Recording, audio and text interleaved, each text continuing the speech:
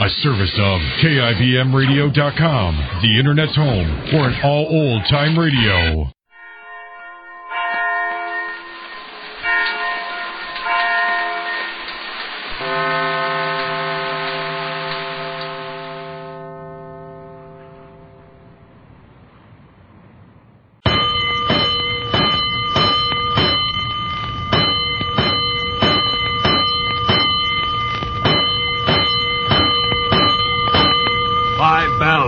Stand by all stations. Attention, all districts. A 5-alarm fire. 5 bells. Move in immediately. That's it. Let's roll. Let's go. Firefighters!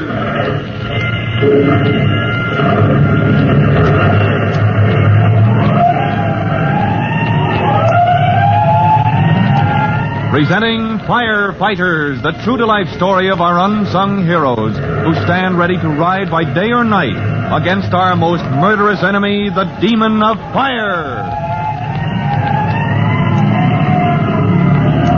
In just a minute, we'll join Chief Cody and Tim Collins aboard the Eustace T., a squat, powerful tugboat, also known as Engine 210, the fire department's new auxiliary fireboat, engaged at this moment in combat with a waterfront fire that threatens to sweep into the heart of the city.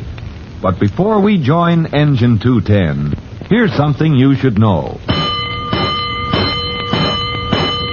Let's go, firefighters. Let's go to the waterfront where the fireboat known as Engine 210 is lashed to the burning grain ship, the Lazy Jane.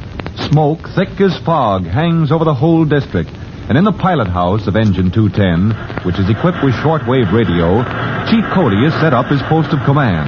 He calls an order to Tim Collins. Collins. Yes, sir. Get me the captain of this boat. Right, Chief. He's out on deck.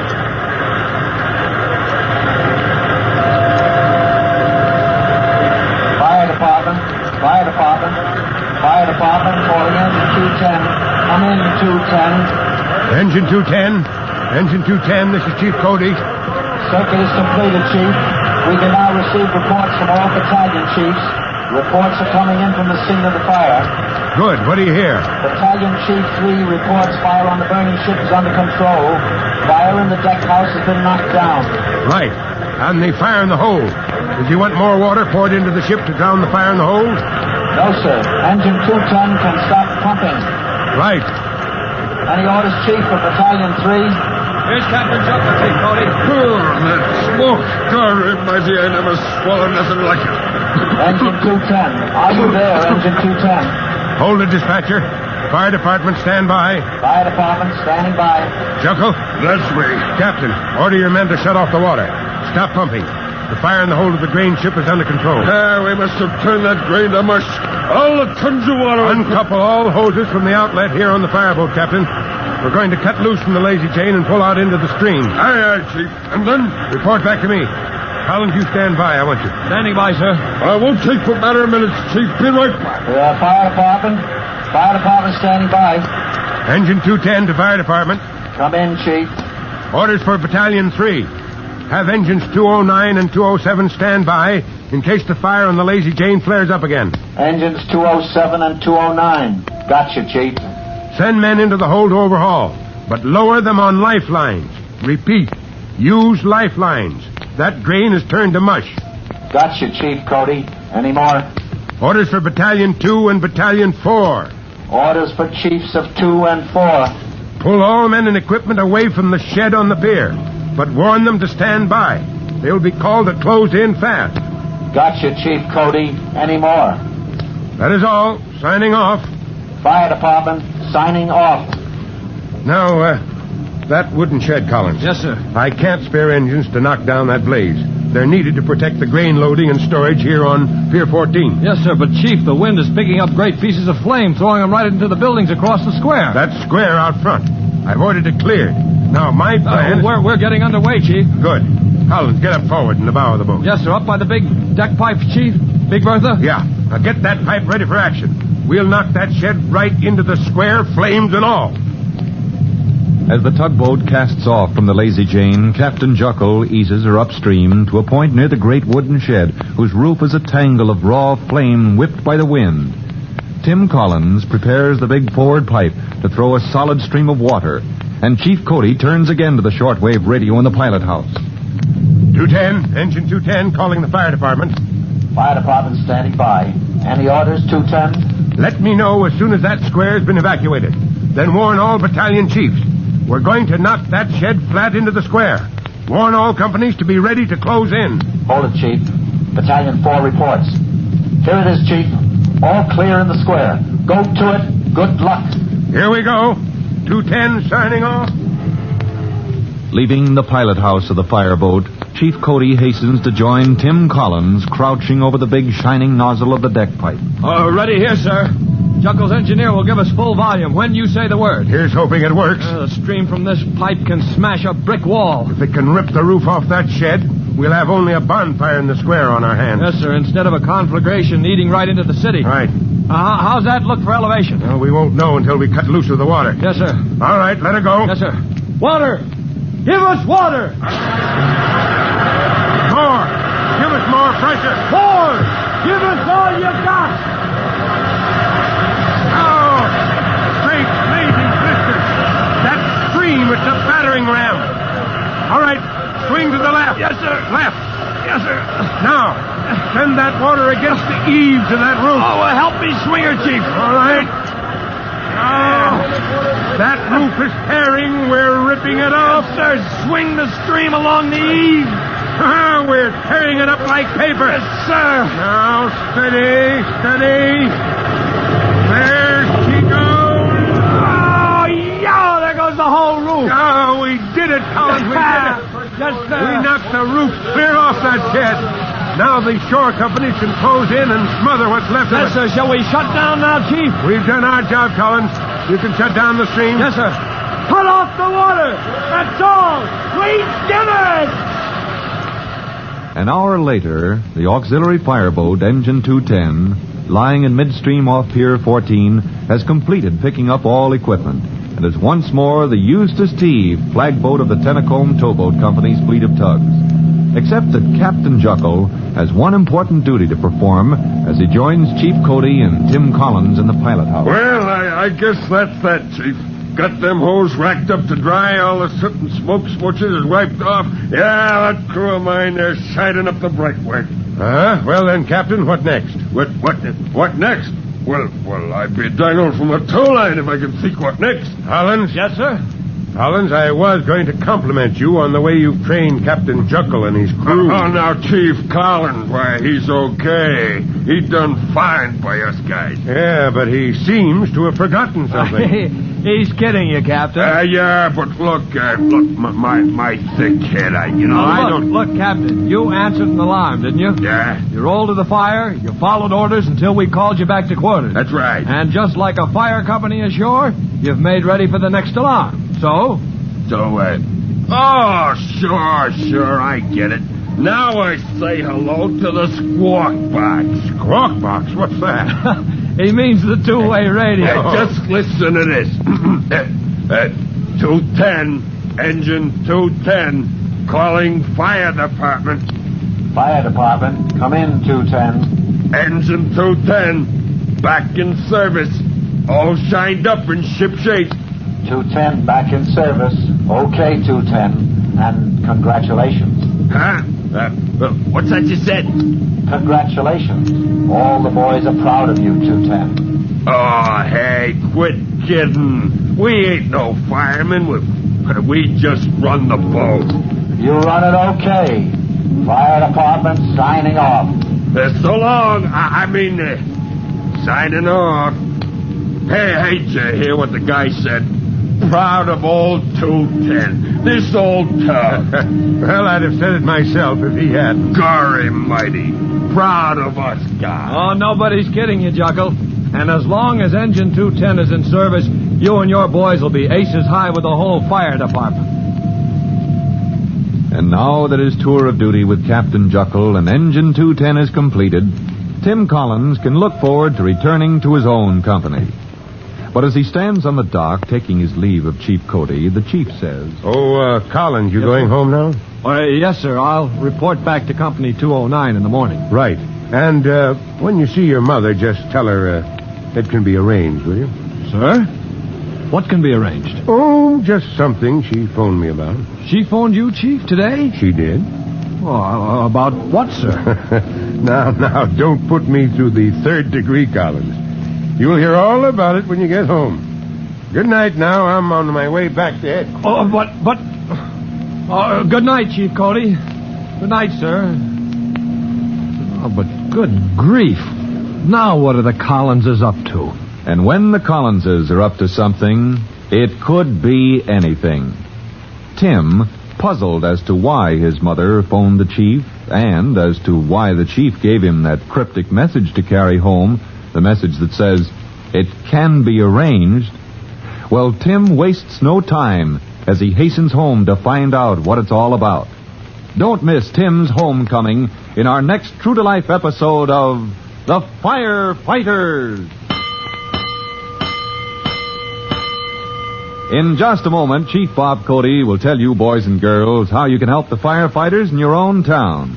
But first, here's a message you ought to hear. And now, Chief Bob Cody with a special notice for the Firefighters Brigade. Chief Cody. Hello, boys and girls. This is your friend, Chief Cody, asking for a little help. You see, there have been a lot of fires caused by electric irons. A mighty useful thing the electric flat iron is, but it can be dangerous like everything else if you're not careful. So I wish you'd check up. Be sure nobody you know ever sets an electric iron down and leaves it turned on when not in use. Now, the safest way is to pull the cord out of the wall plug, and then you know that electric iron can't get into mischief. So just pass the word to be careful.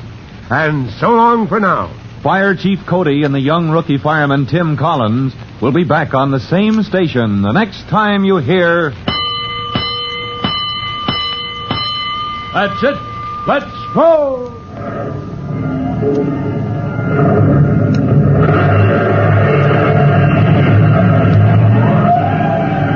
Let's go! Firefighters!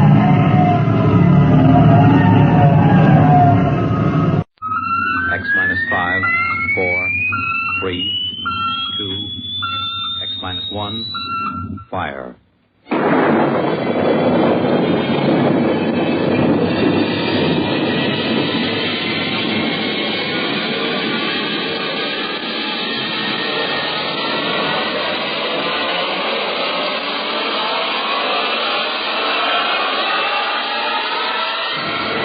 Tonight, George Lefferts's original radio drama of the 21st century, Perigi's Wonderful Dolls.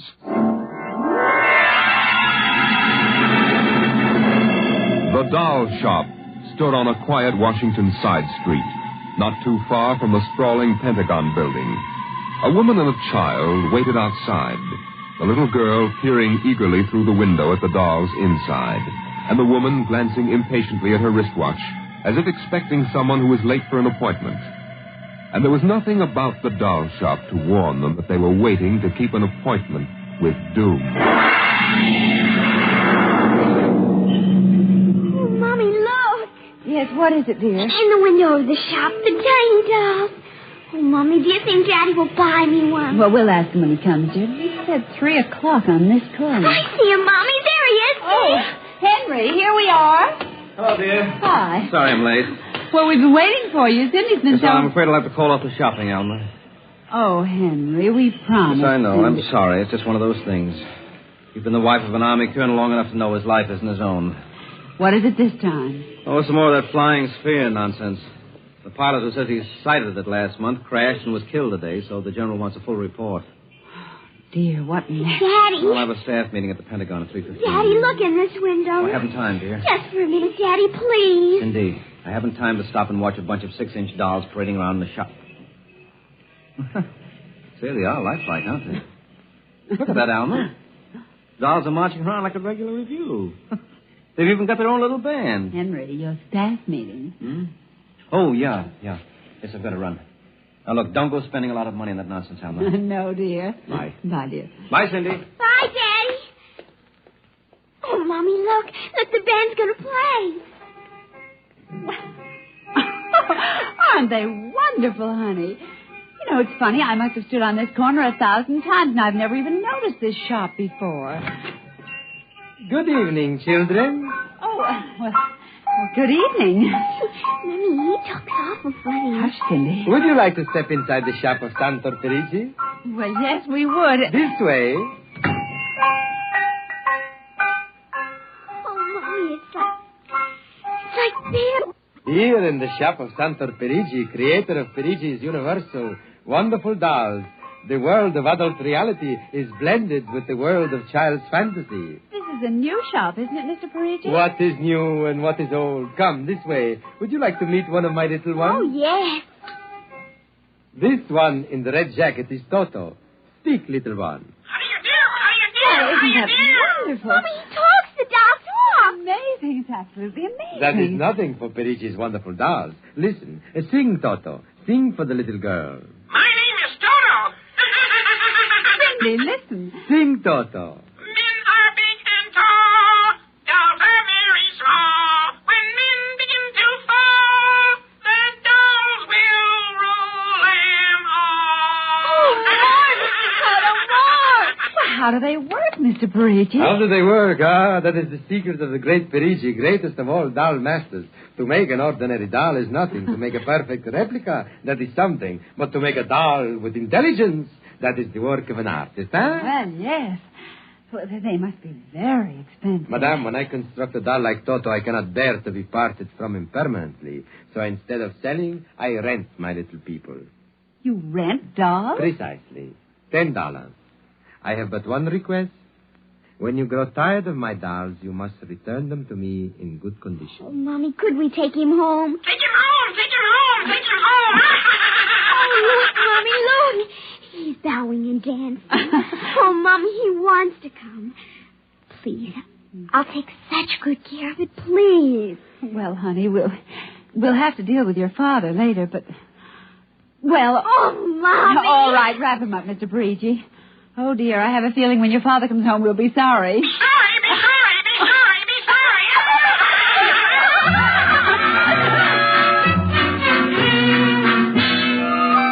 Now, Toto, my room, and you're going to sleep right here next to my pillow. Oh, Toto, don't laugh like that. I'm going to have to teach you some manners. You be quiet, because my daddy will be home soon, and he's a colonel in the army, and he'll bust you to private if you don't behave. Now, you wait here. I'm going to introduce you to my puppy dog, Mr. Blister. So be good now. Here, Blister. Here, Blister. Come on, Blister. Mr. Blister, now this is Toto. Oh, dear, I don't think Mr. Blister likes you, Toto. Stop it, Mr. Blister. Come over here and shake hands with Toto, Mr. Blister. Come on now. Let go! Cindy, Mr. Blister, come over here. Why, what happened, dear? Mr. Blister tried to bite my doll. Look how frightened Toto is. Dolls don't get frightened, Cindy. But he is, Mommy. He screamed. You just imagined it, honey. But he did. Well, Mr. Blister didn't mean it. You know he's the gentlest little pup alive. He isn't. He's nasty and I hate him. Cindy, you've hurt his feelings. Okay. He tried to buy my new doll, and I don't ever want to see him again, ever. Oh, dear. All right, Mr. Blister, you come downstairs with me. Come on now. Cindy's angry at you tonight. I'll kill him. Why, Cindy, where did you hear a thing like that? Toto said it. Well, I see. Well, you've had an exciting day, honey. You brush your teeth now and go to bed. Daddy's coming home late, so we'll see you in the morning. Hmm? Good night, darling. Sleep well. I hate him, Mr. Toto. I hate him.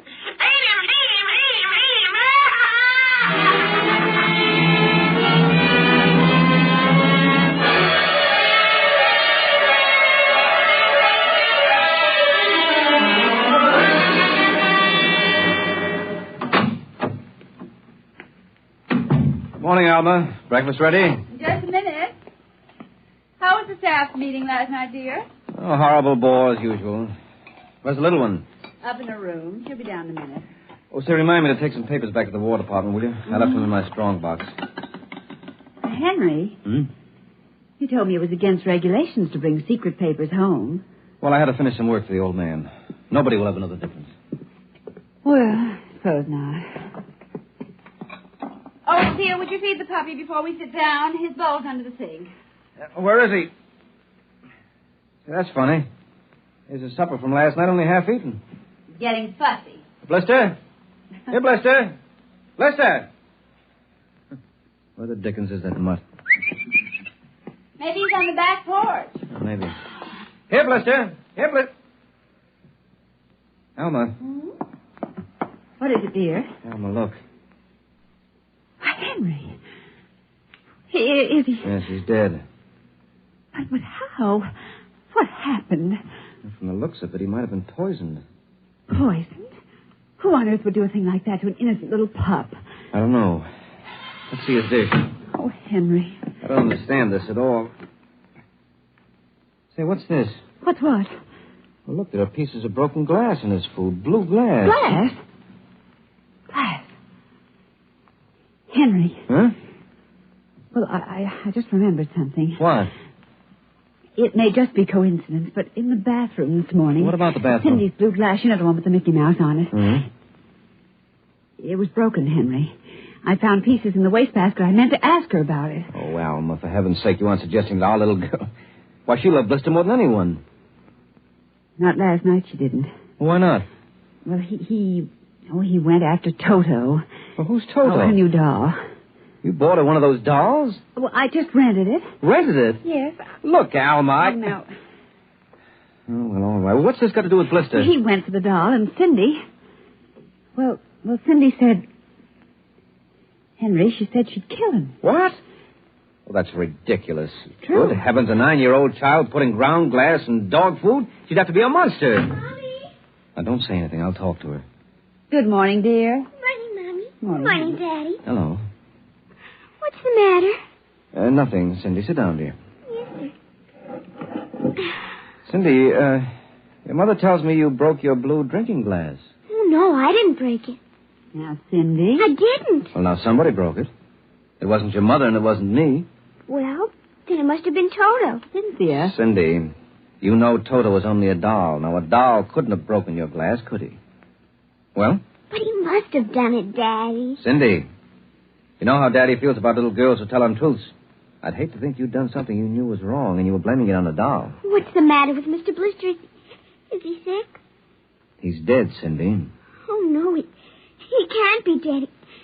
He isn't dead, Daddy. No, he isn't. He isn't. Mommy, Yes, dear. But he'll come back. He has to come back. No, he won't come back, honey. Not ever. No, Cindy, not ever. Now that we've told you, Cindy, you want to change your mind about the glass? Honey, let her alone. Daddy, you think I killed him? See what you've done. The child feels guilty enough, Henry. Oh, dear, this is no time for feelings to interfere. Feelings don't know any time, honey. When they come, they just come. You go up to your room, honey. Daddy and I'll be up in just a minute. I don't want to. Please, Cindy. We'll be right. Please. There, that's a good girl. And close the kitchen door behind you.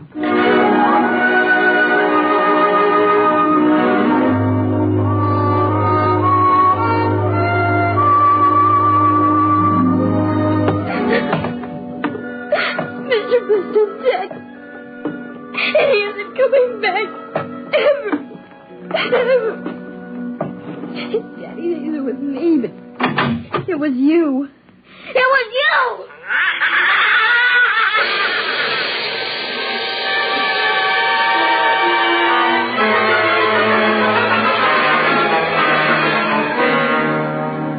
You're listening to NBC Radio's award-winning science fiction series, X-1. Now we return to X-1 and Perigi's Wonderful Dolls.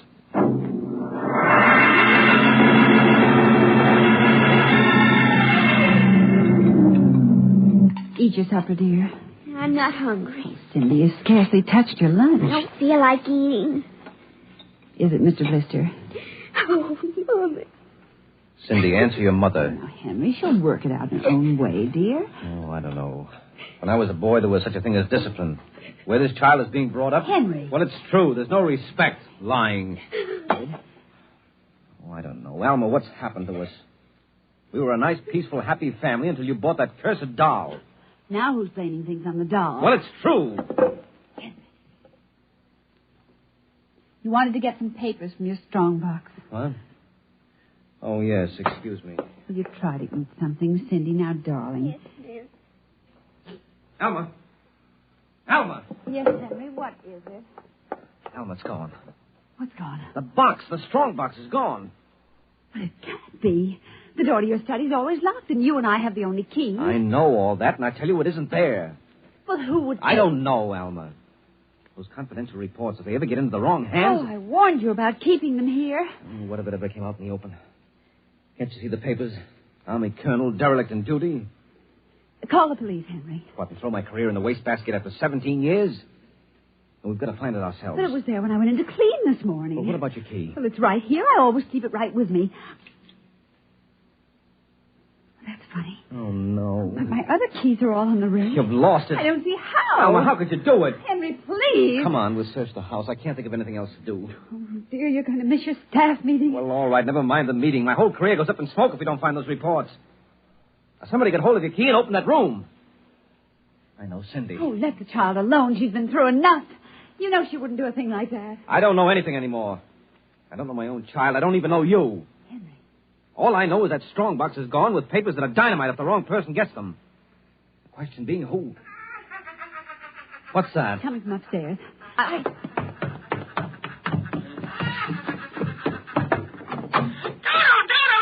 kill him. How do you do? Stop How it. do you do? How do you do? Blasted little imp! There. Henry. But since we've got this thing... Henry. What? Look. Where? What? Around the doll's neck. The key. The key to your study. It was Cindy, after all. I don't believe it. Ever since she got this fool doll, she's been acting half insane. First the dog, now this.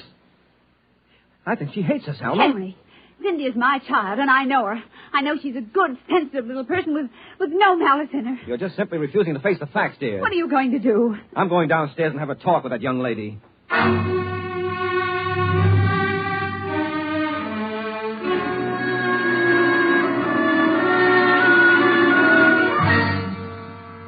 Cindy, you're not telling me the truth. Oh, yes, I am, Daddy. Now, all I'm asking is that you tell me the truth. Now, where is it? I didn't take it, Daddy. Honest, I didn't take it. I suppose you're going to tell me now that a little 6-inch doll took my strongbox and hid it. Well? Cindy, I'm speaking to you. I didn't take it, Daddy. You don't understand. Toto did it. Oh, he's terrible awful.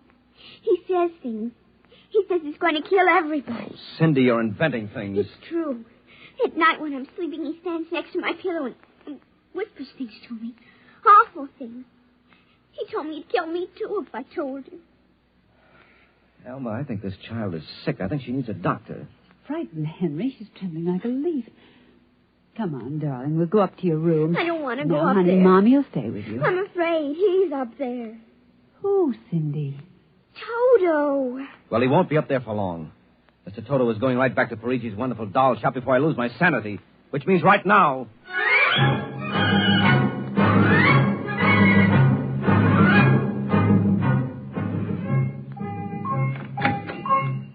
Ah, Colonel Grayson. Welcome to the home of Perigi's wonderful doll. Are you Perigi? Santor Perigi, creator of the universal doll. The doll with the mind. The doll Yes, with... well, I'm returning one of your masterpieces. Oh? If you will step into the rear of my shop. Now, what is the complaint? There's no complaint. Here's your doll. Good riddance. My little Toto, rejected, you found the world of men too filled with hate. We will change all that later on. Return to your comrades in the window, little one. And now, Colonel Grayson? I think we have no further business, sir. Ah, but we do, Colonel. Let me see. Aye. Here it is. Do you recognize this, Colonel? That's my strongbox. Well, my little Toto is very clever, sir. Are you trying to tell me your doll stole that from me? Let us not say stole. I'm merely keeping it in custody.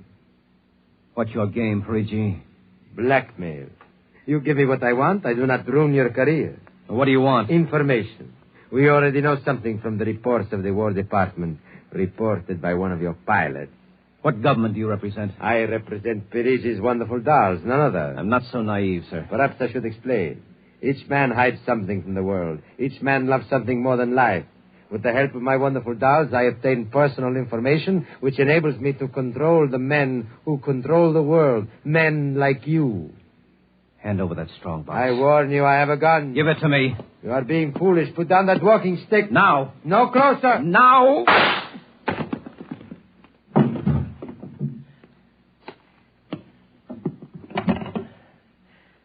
Hello.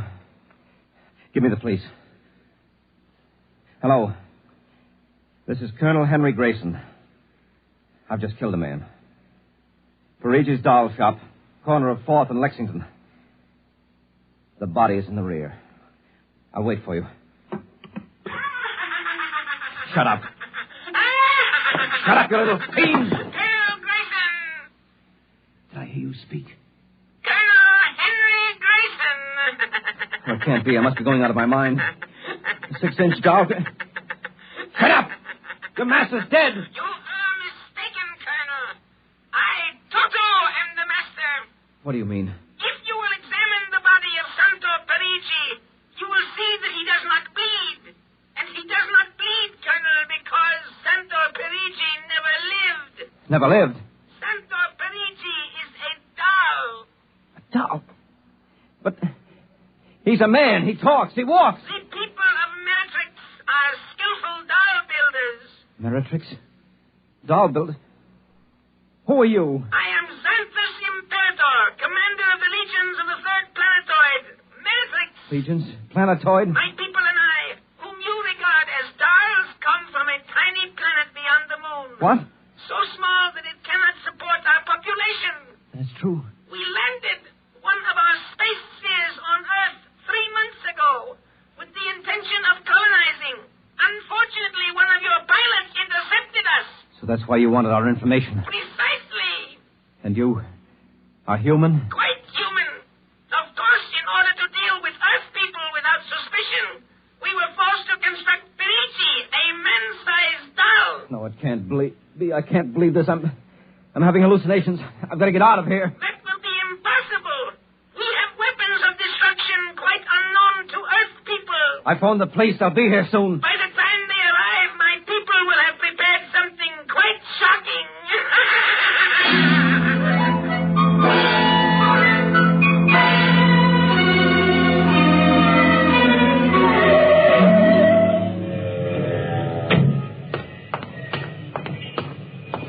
Keep me covered, Ryan. Okay, Sarge. All right. You the guy who turned in the call? Yes, that's right, Sergeant. Where's the body? Well, you see, it isn't exactly a body. What do you mean? It's a doll. What? Now, wait, you've got to let me explain. I know this sounds fantastic, but I've stumbled onto an unbelievable plot. Yeah? Keep talking. Well, you see, these little dolls, they aren't really dolls. They're tiny people. Now, there's a big doll named Santo Perigi.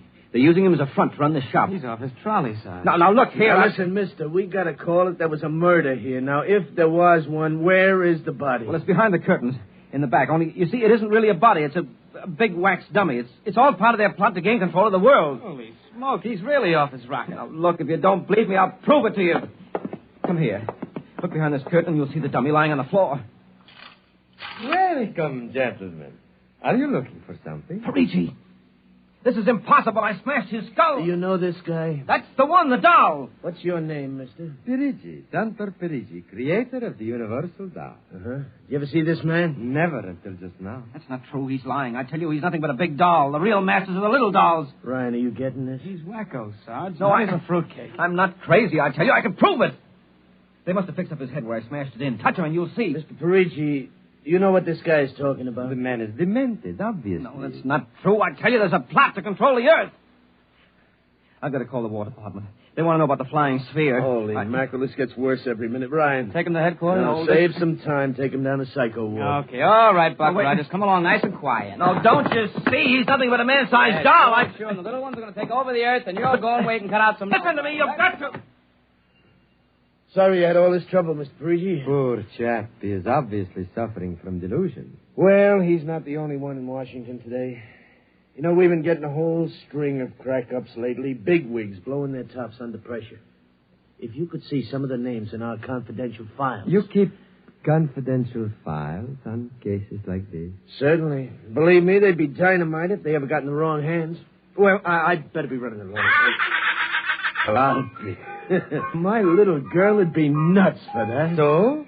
Then please accept the doll for saving my life.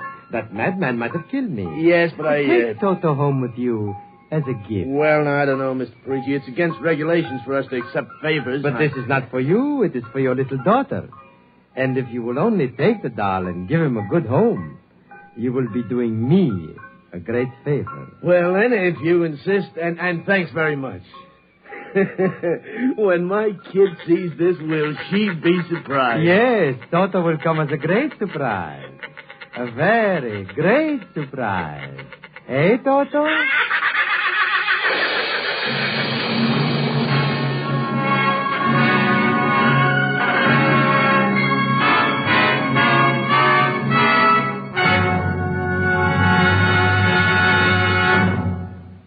This was from the world of X-1.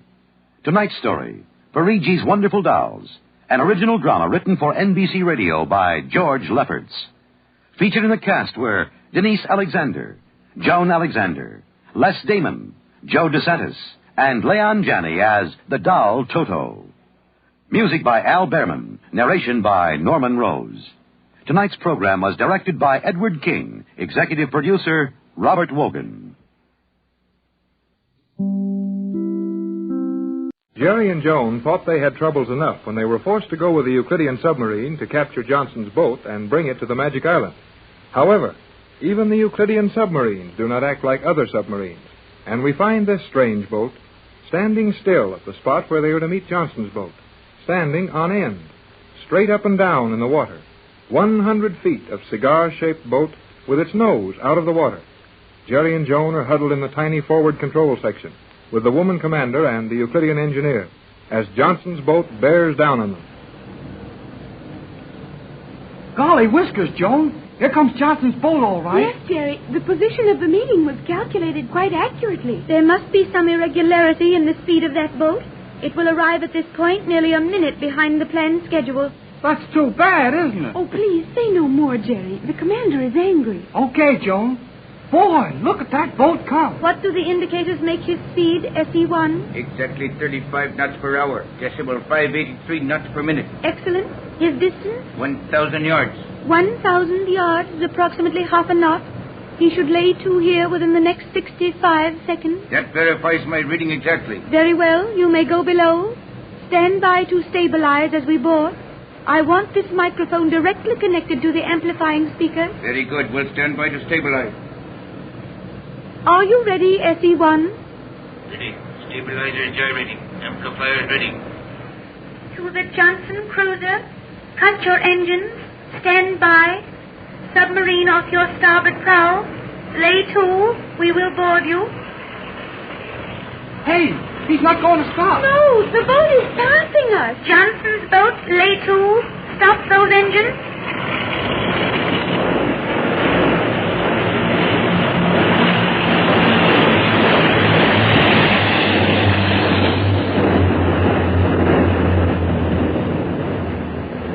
I didn't see a soul on board but the man at the wheel. This will mean terrible trouble, Jerry. SE1, look sharp. Ready, Commander. Boat ran past without slackening speed. Throw controls this microphone into radio start generators. Guess there's going to be trouble, all right. I cannot understand your Mr. Johnson, Jerry. If he knew that danger threatened him... He is about to learn. There is a possibility his mediocre instruments missed the calculation. That might save his life. Silence. To J-12C, Commander S1 aboard Euclidean submarine. To J-12C, we'll give you 30 seconds to lay to and come about. S1 to J-12C, lay to and come about. Acknowledge that, J-12C. Gee, he doesn't answer. I'll bet he's going to run for it. But that would do him no good, Jerry. He will only be caught. SE-1, prepare to submerge. Prepare to submerge. Hall and Cleostra, remain in this compartment. SE-1, close the port. Close port. Submerge. Course due south. Full speed ahead. 2 fathoms. Submerge 2 fathoms. Full speed ahead. Due south. I will now return to the central control section with the engineer. You two remain here. All you say will be heard plainly. We will do nothing, Commander. Yeah, not much of that. It is well. When the time comes for action, one movement on your part and you will not see the capture. Boy, I'm afraid we're going to have to watch Johnson get some rough treatment now. There are many terrible things the commander might do to Johnson's boat. That boat's got a couple of minutes head start, and he can make 55 knots if he has to. This tub can't do that. But this boat will not have to catch Johnson's boat. We will merely have to get directly astern of him, the axis of this boat directly on his true course. And then those awful submarine rays will be sent from the nose of this ship. Hey, when those rays start to happen, let's get away from here. We're right in the nose of this thing. Oh, but not now, Jerry. This was the nose coming out. It will be the stern on the return trip. Oh, that helps a little. Whoa there. Boy, this boat is slipping down awful fast. Oh, boy. That's just like riding on a roller coaster. We will soon be on an even keel, Jerry. This boat can submerge and right itself in 1 minute. It's all too fast for me. Now we're straightening out all right. And we're so near the surface you can see the daylight coming down through the water. Silence in the stern section. SE-1. Yes, Commander. Prepare the bow submarine ray, directional magnets. Bow submarine ray, directional magnet. Oh, Jerry, the commander is going to use the submarine ray on Johnson's boat. Not if I know anything about it, she won't. Well, but what can you do, Jerry? I can do plenty. Oh, hey, that magnetism thing got me. I can't move my hands and feet. It is affecting me also, Jerry. Oh, it makes my arms ache. Gosh, she's sure pouring it to us. Feels like one of those machines you take hold of and then can't let go. Now that you are convinced of my ability to hold you out of my way, are you going to make it necessary to apply the magnetic tape to your tongue? Gosh, she wouldn't really do that, would she? Yes, Jerry. The paint applied to the tongue would make it impossible for us to talk. I'd rather quit talking because I thought of it myself. Okay, Commander. I'm shut. It is well. Ready, SE-1. Magnetic directional rangefinders directly on stern of escaping yacht. Range. 5,500 yards. Drift. Negligible. Excellent. Prepare charge. Strength of charge. Maximum. That boat would be worthless unless taken intact. To cripple it might damage valuable instruments aboard. It must be totally destroyed. Right. Maximum charge. Gee, Joan, she's going to destroy that boat. Oh, it is terrible, Jerry. Silence. Are you ready, SE-1? Ready. Wait for the 2,000-yard range. You will fire as your graph shows the other boat is 5,985 yards. The ray will absorb loss from moisture to compensate for the 15 yards. Ready. 5,900 yards. 5,910. 5,920. When he gets to 5,985, he'll shoot. Oh, quiet, Jerry. We can do nothing. 5,950. 5,960. 5,970. You will hold your fire until orders from me. Stop, SE-1. Right. Orders from G47. Do not fire at this time. Continue course following boat. Full speed ahead. Full speed ahead. Oh, boy, John. That's good luck. I feel better. It is wonderful, Jerry. In another minute, Johnson's boat would have been destroyed. Well, I'm glad you decided to do that, G47.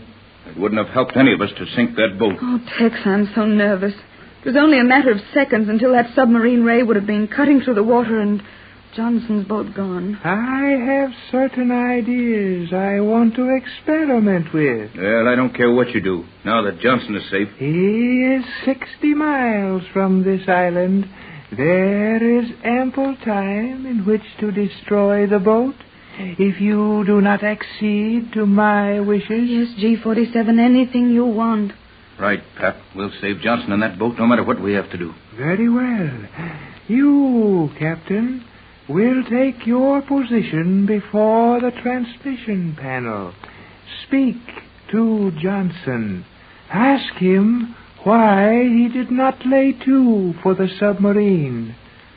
Upon your questions and his answers depend the lives of all on board that yacht. Go ahead, Tex, and don't antagonize G47. I'll do my best. Do you want me to use the yacht call? No, it is no longer necessary. Johnson has realized by this time that your yacht is powerless. Use my signature. Johnson's going to have a nightmare over this. Well, here goes. J12C. Bradford to Johnson on J12C. Hello, J12. Hello. I wonder if he'll be listening, Tex. He may not be near the set now. He'll be doing nothing but listening. He'll be looking to us for an explanation as to why Jerry invited him to run into a submarine boarding party. J12C, hello. You will continue indefinitely, Captain Bradford. Right. J12C. Bradford from the Euclidean control room to Johnson on J12C. We have observed you closely for the last half hour. Had reports from sub.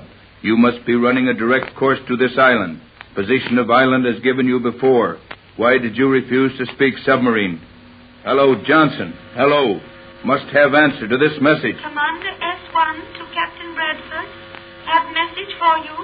Must have G47 okay before give it to you. You may give Captain Bradford any message. Very good, G47. To Captain Bradford. Johnson's boat is well within range my sensitive frequency graphs in this submarine. Your wave very strong along Johnson's course, but reaching us unbroken. Apparently not being broken by Johnson's receiver. No evidence of any attempt to transmit from Johnson's boat. That is all. Thanks, S1. May I inquire how Jerry Hall and Cleostra are? Troublesome but safe, holding them in stern with magnetic safety belt. Commander S1 to Bradford. Say, G47, that message sounds kind of funny to me. What did she mean by saying my radio beam had not been broken at Johnson's boat? That is obvious, I think. You mean that she's got instruments on board, that sub, which will show if some receiver has cut a piece out of a beam she's receiving? Naturally. Well, that may be naturally to you, but it's black magic to me. I didn't know a radio wave lost such an amount of intensity by individual reception that it could be detected on another receiver. I'm afraid we know very little about Euclidia, Tex. Yes, I'm sure of it. But that little one last beats me. Like the farmer who wouldn't put up 2 windmills because there wasn't wind enough for both of them. He might have utilized your idle talk for the other one. Sorry, G47, but what can I do of any value now? Continue trying to raise Johnson. I will give you 300 seconds in which to speak him. Then I will order the destruction of his boat. It takes 5 minutes. What can you do? Just keep trying. One thing's sure. If Johnson has his receiver open, he'll hear all our conversation in this room. That ought to convince him of the necessity of answering me at once. Keep trying, Tex. We've got to warn Johnson. Right, dear. I'll do my best. J12C, Johnson. Hello, J12. Bradford on Euclidia to J12C. Danger of your immediate destruction if you do not answer. What's the matter, Johnson? Hello, J12C. Hello, Johnson. Bradford to J12C. Emergency. Answer at once. S1 to Euclidia. Stand by for relay from Johnson. I am getting him on 19 meters. We'll relay while you are changing frequency. Stand by for relay from Johnson. Faster than a speeding bullet. More powerful than a locomotive. Able to leap tall buildings at a single bound. Look, up in the sky. It's a bird. It's a plane. It's Superman. Kellogg's Pep. P-E-P, Pep. Kellogg's Pep, the Sunshine Cereal, presents The Adventures of Superman.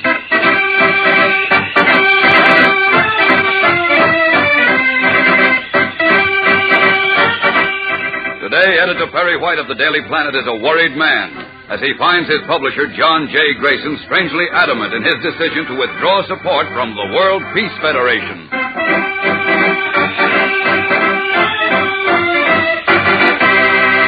Hello there, gang. This is your pal Dan McCullough.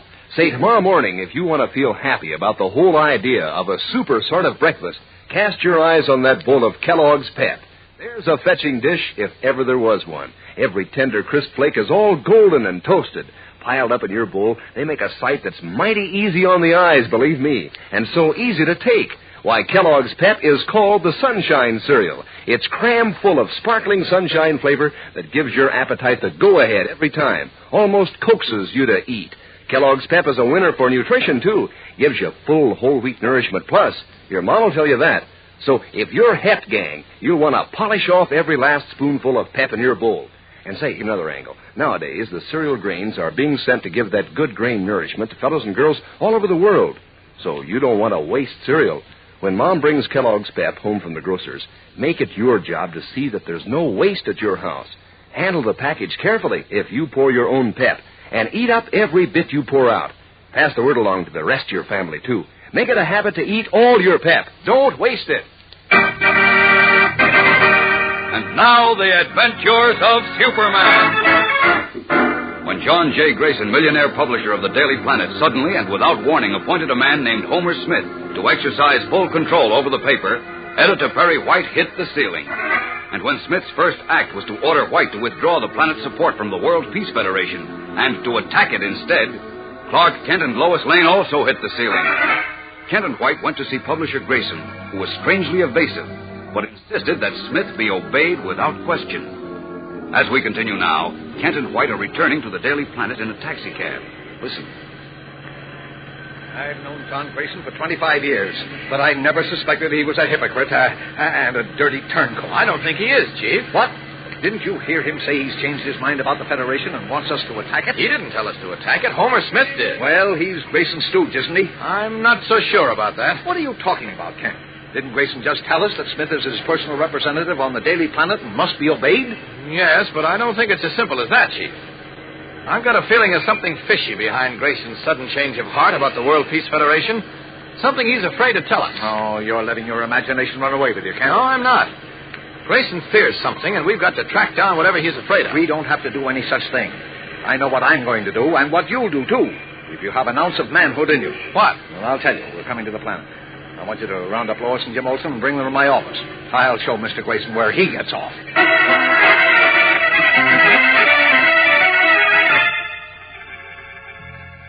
Now, look. We've been backing the World Peace Federation because we believe it's the only way to avoid war. Right? Right. You bet. Now, John Grayson tells us to kick our beliefs and our conscience out the window and attack the Federation. Well, I, for one, won't do it. Now, how about you? Well, neither will I. Wait a minute. I want to... All right. I'm going to write out my resignation right now.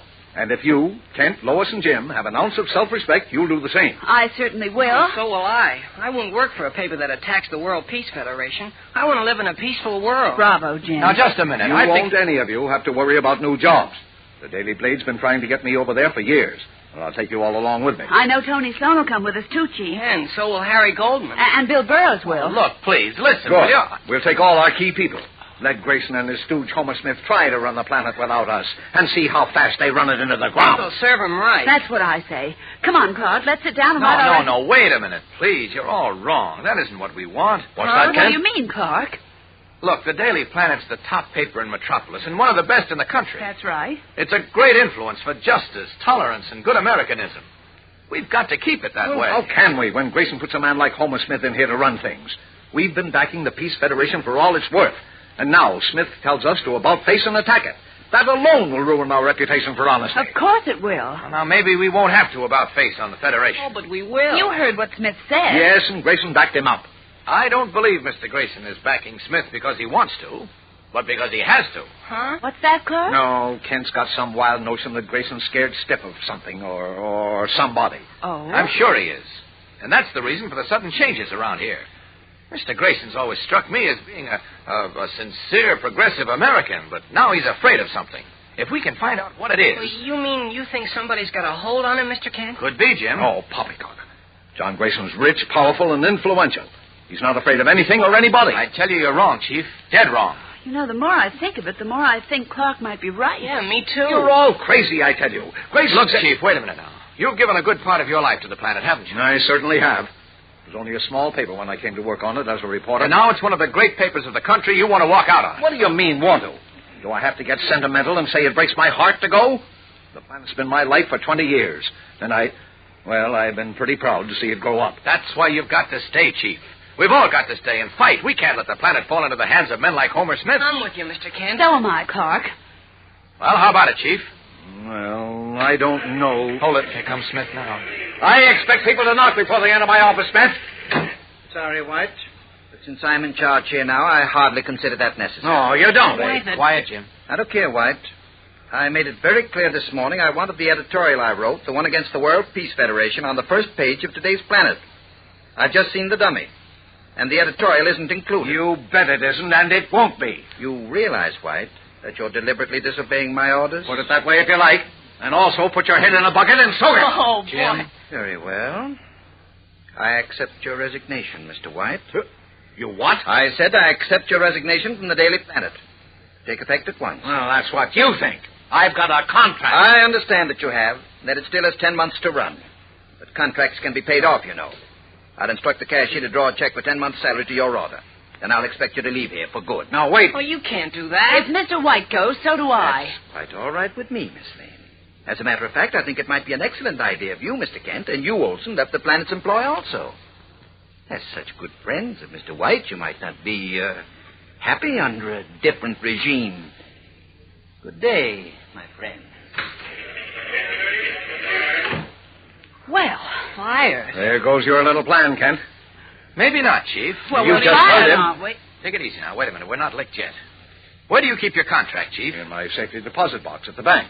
Why? There's something I just remembered. I want to see that contract to check it over. Come on to the bank with me.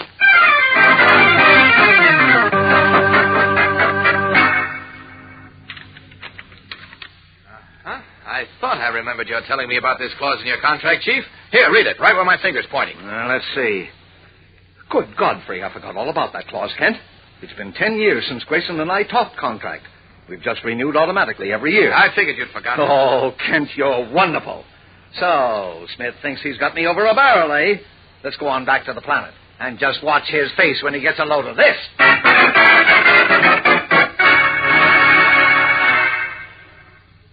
Read that clause in my contract, Smith. Now, you see, it gives me undisputed authority to determine the editorial policy of the Daily Planet until the contract expires, 10 months from now, and I can't be bought off. Does seem to give you that right, doesn't it? No seeming about it, brother. It does. Well, what have you got to say now? Grayson didn't tell me about this. Well, I'm telling you. And I'm adding what I said before. Go soak your head in a bucket. For the next 10 months, I'm running the Daily Planet, and that means we're still on the side of the World Peace Federation. You're making a great mistake, White. I'm making a mistake. Yes. I'd really advise you to accept the 10-month salary in advance and resign. It will save you a lot of trouble. Smith, you've got more brass than a brass monkey, and you're just about as bright. But get this. You can sit around here if you like, as Mr. Grayson's flunky. But the next time you open your mouth about how I'm running this paper, out you go in your ear. You understand? We'll see about that, White. Good day, Mr. Smith. Good day. He and this contract. I'll show him. He's running the Planet, is he? He's still on the side of the World Peace Federation, eh? We'll see about that.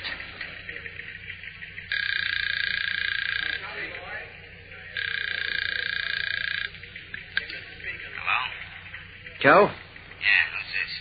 Homer Smith. Oh, yeah, Mr. Smith. What's cooking? I've got a little job for you. Job? Sure. What, Mr. Smith? Be on the southwest corner of Front and Main in 15 minutes. I'll pick you up in a cab. Front and Main, okay. Just me, Mr. Smith? Just you at the moment. But better tell a couple of your boys to stand by. You may need them later. Replacing the phone, Homer Smith adjusts his eyeglasses, smooths his thick mouse-colored hair, and reaches for his hat. We'll return in a moment for the exciting climax of today's episode. So stand by. Say, how good a marksman are you? Tell you how you can fix it so you can make a super score. Tomorrow morning at breakfast, train your aim on a blueberry bullseye. That's this week's pet dish of the week. And the tasty kind of target you just can't miss. Here's the idea. You pour into your bowl your regular serving of Kellogg's Pet the Sunshine cereal. Heap a mound of chilled fresh blueberries, smack dab in the center, and finish off with milk and sugar. That's all the doing it takes to set up your blueberry bullseye. And, well, you can take it from there, gang. You'll be hitting this target time after time without any practice at all, because those crisp, tender flakes of pep will show you the way. That sunny, golden toasted pep flavor is sure allure. It's got come on in every delicious spoonful. Makes you want to polish off every last bit of pep in your bowl, which is certainly the right idea, particularly nowadays when the cereal grains are being sent to fellows and girls overseas. Remember that when Mom brings Kellogg's Pep home from the grocer's. Keep a lookout to see that it's not wasted, and pass the word along to the rest of your family, too. If you pour your own pep, pour it carefully and eat up every bit you pour out. Make sure you eat all your pep. Don't waste it. At 7 o'clock that evening, Clark Kent and Lois Lane are growing impatient in the dining room of the Metropolis Hotel. It's 7 o'clock, Clark, and the Chief and Jim were due here at 6. Where do you suppose they are? Search me, Lois. Maybe you ought to call the office again. I just called the office. Beanie says Mr. White and Jim left an hour ago. That's funny. The Chief told us to be here promptly at 6. He said it was important. I know. He wants to plan an even stronger support for the World Peace Federation. Oh, wait a minute. Here comes Jim. Oh, good. I was beginning to get worried. Hi, Jim. Hi. Where's the Chief? Isn't he here? Does it look like he is? You went with him to his lawyer's office, didn't you, Jim? Oh, sure, but that was a long time ago. Well, then I went over to the vaults to leave his contract. Well, where did he go? Well, he got in a cab to come here. What? Are you sure? Of course I am. Jeepers. That was over an hour ago. Alarmed, Clark Kent, Lois Lane, and Jimmy Olsen look wildly about the fashionable restaurant, but see no sign of Editor Perry White. What has happened to him? Was Homer Smith's short telephone conversation responsible for the absence of Perry White? Who is the mysterious Homer Smith? And what is the terror which Clark Kent says grips John Grayson, millionaire publisher of the Daily Planet? One of the most exciting and dangerous adventures of his entire career faces Clark Kent, gang. So don't miss a single episode of our new story. Tune in Monday, same time, same station. And remember, for breakfast, it's Kellogg's Pep. For excitement, the adventures of Superman.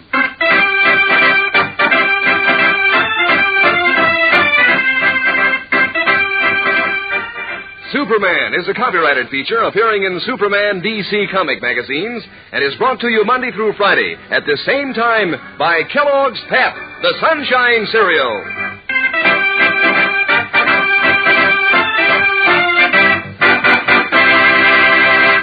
Say, gang, here's a famous name that brightens up your breakfast. It's Kellogg, the greatest name in cereals. Kellogg, as in Kellogg shredded wheat. What a treat. Tender, plump biscuits full up with natural nut-sweet flavor and toasted just right for extra crispness. But that's not all. Kellogg shredded wheat biscuits are just the right size, made to fit the bowl. And there are 15 biscuits in every package, each one full of swell whole wheat nourishment. Ask Mother to get you some Kellogg shredded wheat. And be sure to be with us on Monday for the thrilling adventures of Superman. This is the Mutual Broadcasting System.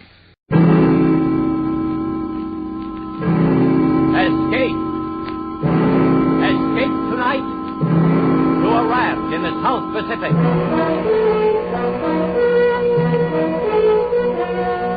The Columbia Broadcasting System and its affiliated stations presents Escape, produced and directed by William N. Robeson. This, the last of the summer series, is The Fourth Man by John Russell.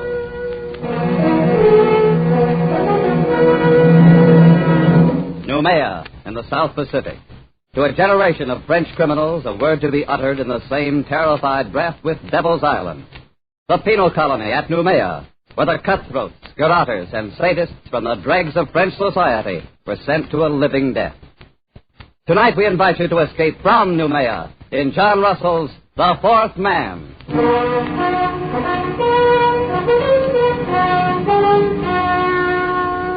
The raft stood to open sea. A mat of pandanus leaves served for its sail, and a paddle of wood for its helm.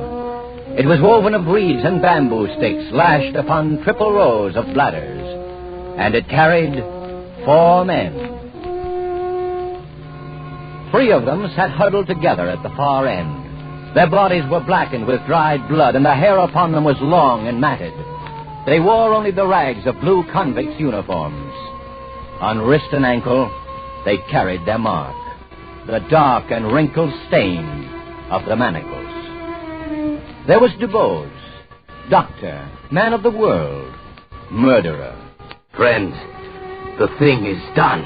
And Fenneru, forger, ladies' man, weakling, coward. Yes, we've escaped. And the one known as the Parrot, thief and cutthroat.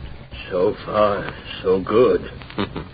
And by the way of celebration, gentlemen, may I offer you cigarettes? Cigarettes? Oh. Doctor, you're a marvel, a magician. Look at them. White and fresh as though they just came from the package. How did you do it? Oh, every 6 months there are about 75 escapes from New Mayor, and not more than one succeeds. Ours would be that one, I knew. So, 3 weeks ago, I bribed the night guard for these very cigarettes, so that we might sit here, my friends, as we are doing, and celebrate. I want a light. A light for the pet. Our doctor's a wonder. He thinks of everything. He gives us cigarettes, matches, and our freedom. Wait till you've got your 2 feet on a pavement again. That'll be the time to sound off about freedom. To wear starched collars again. To stroll with a girl, clean and fresh from her bath. Down the Place de la Concorde, the Rue de Rivoli. Suppose we get a storm. It's not the season of storms. Just the same. Suppose we get a storm. Okay, my friend. You must not be so impatient. Remember, we were convicts back there, festering in oblivion. Now we are men raised from the dead. Suppose we get a storm. You've got a gift of speech, Doctor. But where's the ship that was going to meet us here? This is the day, as agreed. It will meet us. The wind will blow us to China if we keep on. We can't lie any closer to shore. There's a government launch at Torreon. And I doubt if the native trackers have given us up. Careful, Parrot. The natives will eat you yet. I've heard about that. Is it true, Doctor, that they'll keep all the runaways they can capture to fatten on? Oh, they prefer the reward still. I doubt if they've entirely lost the habit of cannibalism. Piece by piece, Parrot. First they'll sample you. Then they'll make a stew out of your brains. Oh, they won't miss a thing. Shut up, Fenneru. The filthy brutes. Oh, I almost forgot. We have one of them with us.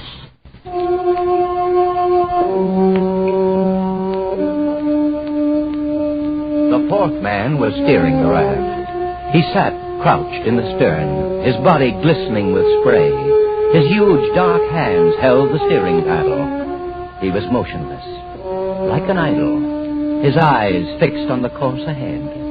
The fourth man on the raft. You are looking at a Canuck, my friend. You will see nothing superior. No line of beauty to redeem the low angle of the forehead, the knobby joints of the body. Nature has stamped him with the mark of inferiority, and he has set the final seal himself with that twist of bark about his middle, that prong of pig ivory through his nose. Yes, but nonetheless, he's a man, and there is a price on our heads. He could be taking us where he likes. Calm yourself, Fenneru. This is a very simple animal, an infant, really. Does that mean he couldn't double-cross us? It does. He's bound by his duty. I made my bargain with his chief up the river, and this one is sent to deliver us on board our ship. That's the only interest he has in us. And he'll do it? He will. That is the nature of the native. I don't trust him, not for a minute. The brute. The animal. You!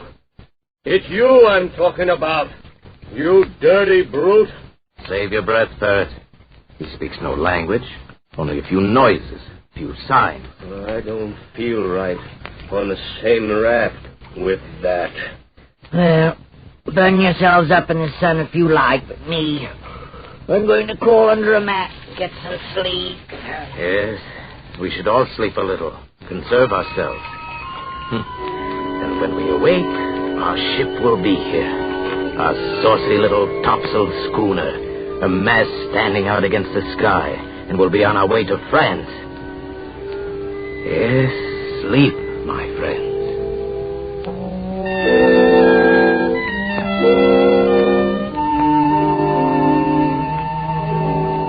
The two younger convicts dozed under the heat of the day, but not the doctor. He stood once again to sweep the skyline under his shaded hand. His plan had been so careful, so precise. He had counted absolutely on meeting the ship, a small schooner, one of those flitting half-piratical traders of the Copra Islands that can be hired, like cabs in a dark street, for any sinister enterprise. And there was no ship. And there was no crossroads where one might sit and wait.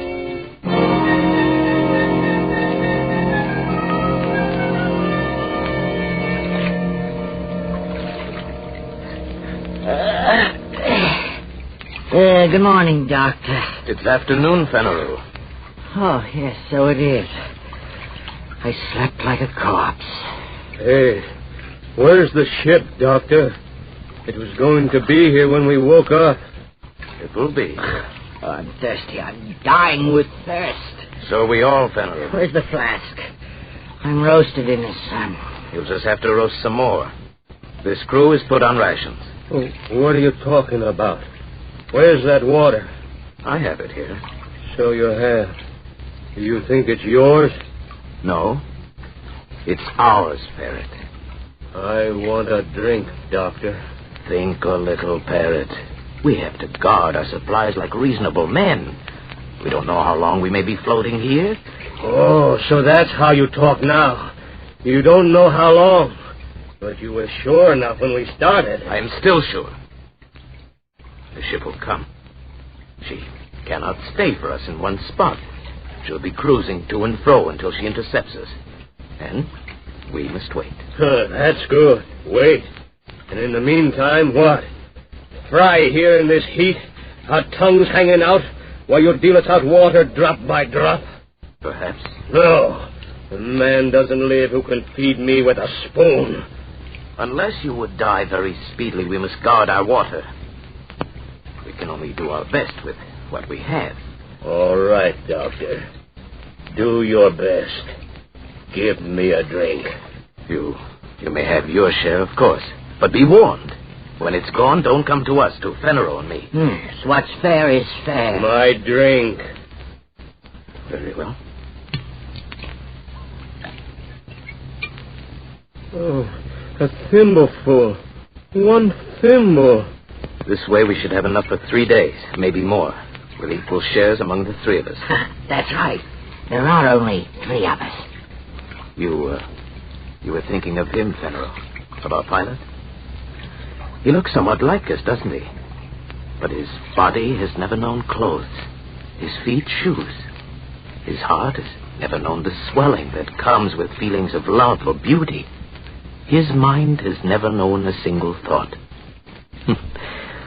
Look at us 3, gentlemen. You, Fenneru, a forger. You, Parrot, a thief. And I, Dr. Dubose, of Paris and Marseille, a murderer. And yet, we are civilized men. And this is a savage animal. And our provisions are for civilized men only.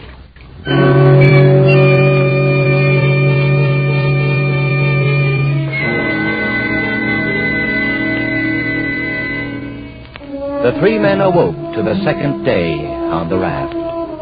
They looked and saw the far round horizon and the empty desert of the sea and their own long shadows that slipped slowly before them over its smooth, slow heaving. The land had sunk away from them in the night. The trap had been sprung. As the savage sun kindled upon them with the power of a burning glass, a calm fell, an absolute calm. The air hung, waited. The sea heaved and fell in polished undulations, and the sun shone, driving in under their eyelids like white-hot splinters. They crawled to the shelter of their mats, gasping, shriveling.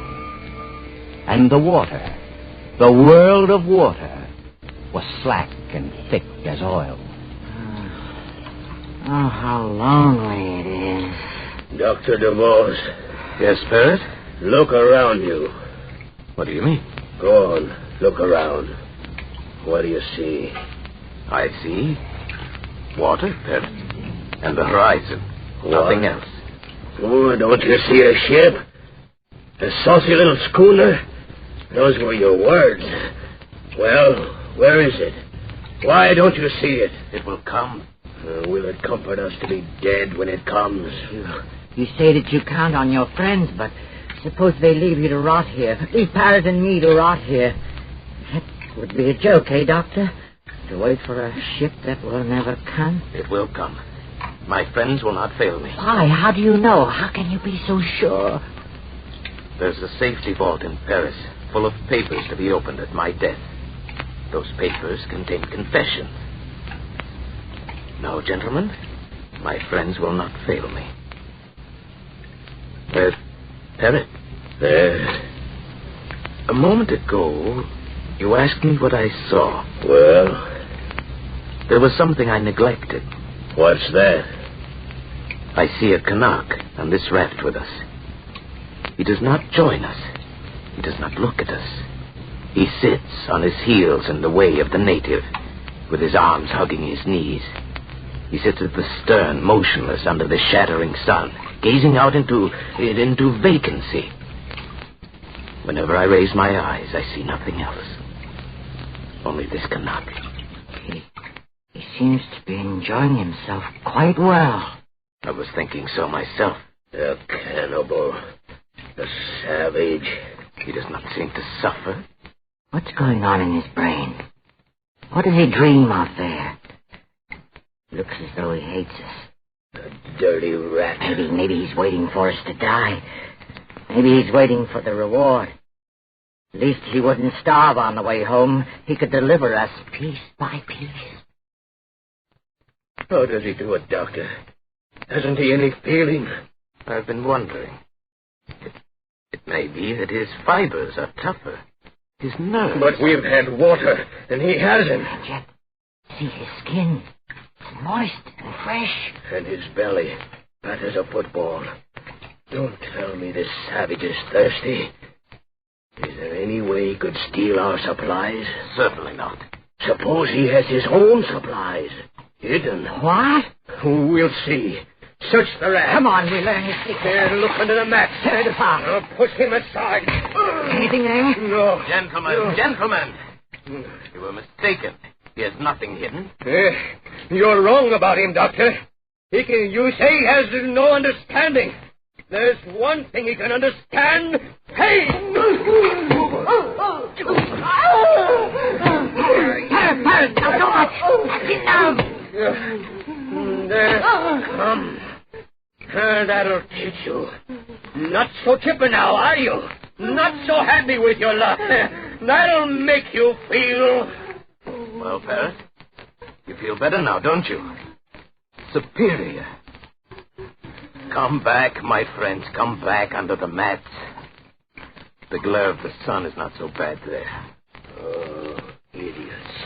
What's the matter with our Parrot now? Idiots. Why do we look and look? The schooner can't help us now.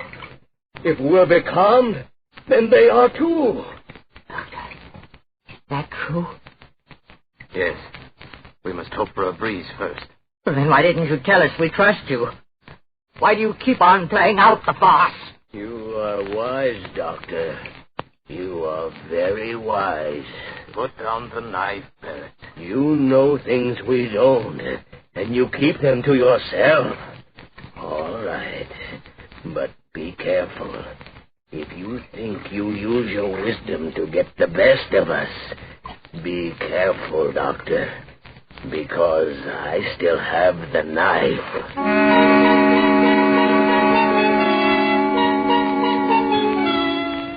And so the days dragged by, the second, the third, and now it was the fourth day, and still there was no breeze, and still there was no ship. Oh, Doctor, Yes? What do you stare at? At him. At him, the native. The Canuck. Why? Look at him. And look at us. We are dying. Our powers are ebbing. And him? Naked, wild, brutish. He has yet to give the slightest sign of complaint or weakness. Doctor, is this a man or a fiend? A man. It is a man. A miracle. It is a man, and a very poor and wretched example of a man. Why, you'll find no lower type anywhere. Look at his cranial angle, the high ears, the heavy bones of his skull. Why, he's scarcely above an ape. And what? He has a secret. A secret? But we see him. Every move he makes, every minute. What chance has he for a secret? Absurd. Here are we three, children of the century, products of civilization. And here is this savage who belongs before the Stone Age. Is he to win this struggle? Absurd. What kind of secret? I can't say. Perhaps some method of breathing. Some strange posture he uses to cheat the sensations of the body. Such things are known among primitive peoples. Known and jealously guarded. Like the properties of certain drugs. The uses of hypnotism. Who knows? We can know. We can find out. Would you ask him? Useless. He will not tell. Why should he? We scorned him. We give him no share with us. We abuse him. And so he falls back upon his own expedients. They are the means by which he has survived from the depth of time. By which he may yet survive when all our wisdom is dust. There are a number of ways of learning secrets. I know them all. It would be useless. How could he stand any torture you might invent? You saw how he behaved before? No, that's not the way. Oh, listen to my way. I'm tired of all this talk. You say he's a man. All right, then he has blood in his veins. At least we could drink. No, it would be too hot. It would be salt. Well, kill him then and throw him over the side. Let's be rid of the thing. We gain nothing. Then what do you want? I want to beat him. That's what I want. To beat him at the game. For our own sakes, for our racial pride, we must. To outblast him. To prove ourselves his masters. Watch him. Watch him closely, my friend. Watch? I'll watch, all right, my good doctor. I'm not sleeping anymore, and leave you alone with that bottle. The bottle. The bottle. I've been meaning to discuss our rations with you. Have you? We're running very short. I'm afraid we must cut down again. And what are we cut to? Half a thimbleful. No. We must keep our wits. I say no. All right. Then we'll put it to a vote. You say no. I say yes. Veneral. Yes, anything, but give me mine now. Then it's half a thimbleful. For Monsieur Veneral. Your share, Veneral. More, I'll die. Give me more. No more today. You must. Doctor. No more today. Look, a ship. Oh, at last. Where is it? I don't see any ship. It's a trick. Look, Veneral. He has the bottle. You dirty thief. Look at him. You killed him with that oar. What about the bottle? Yes, there's some left. You caught him just in time. And you caught the bottle just in time. It seems I did. And there is no ship. There will be no ship. We are done. Because of you and your dirty promises that brought us here. Doctor. Liar. Fool. Don't come any closer. Unless you want this flask broken over your head. No. Oh, I wouldn't want that. Why, just think, Parrot.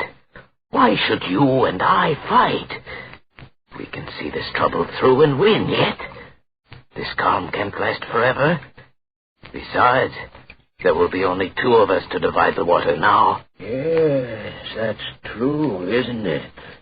Penrose kindly leaves us his share, an inheritance. All right. I'll take mine now. My share. Right now, if you please. Later, we'll see. So be it. Your share. Many thanks. And now, Penrose's share. To me, please. As you say. And now, another good doctor. 3. That's enough, Parrot. No, Doctor. It's not enough. Now I'll take the rest. Parrot! Stop my arm. I'll kill you if you don't let go. Thank you. You see, I have manners, haven't I? And I have wisdom, too. Because I fooled a very wise man. I toast you, Doctor. The best man wins. That was a bright idea of yours. The best...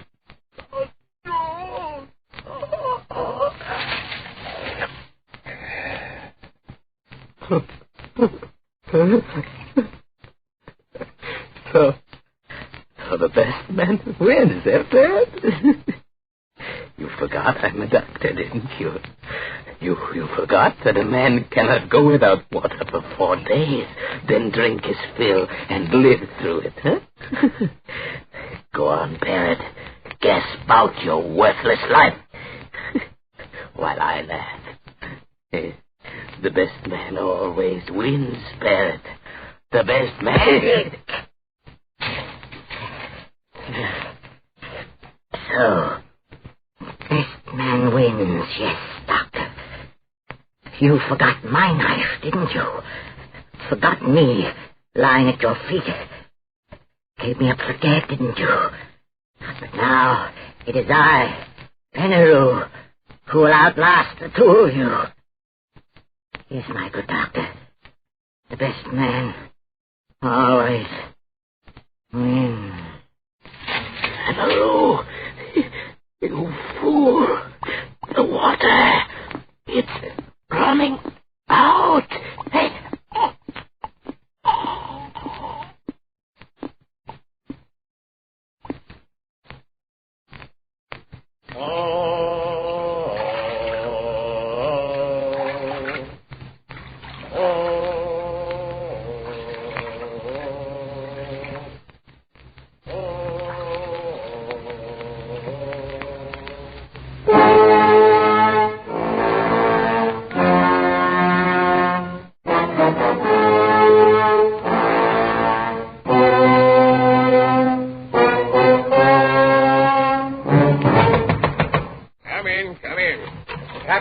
Longboat's back, sir. All right, send Marteau in. He's right here, sir.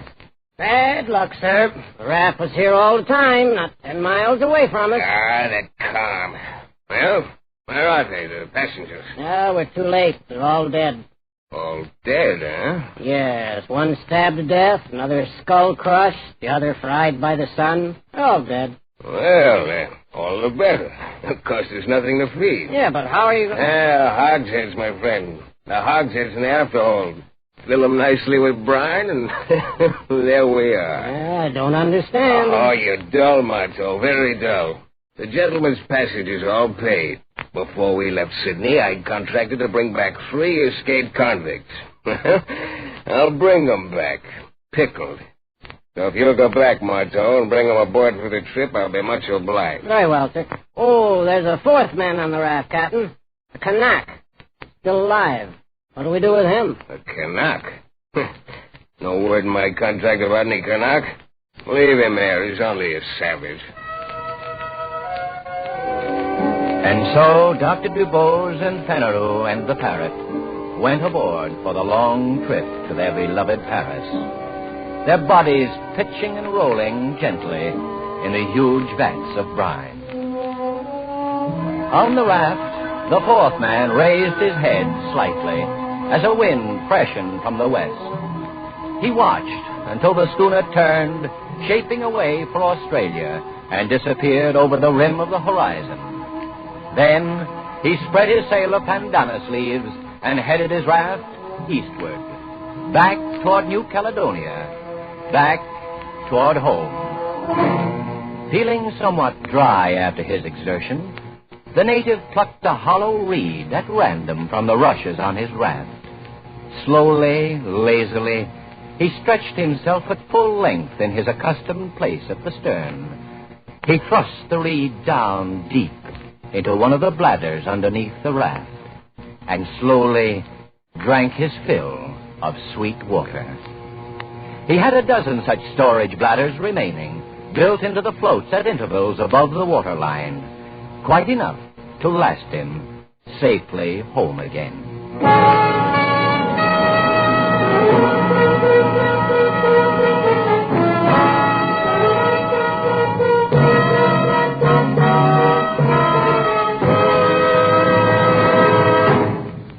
Escape is produced and directed by William N. Robeson.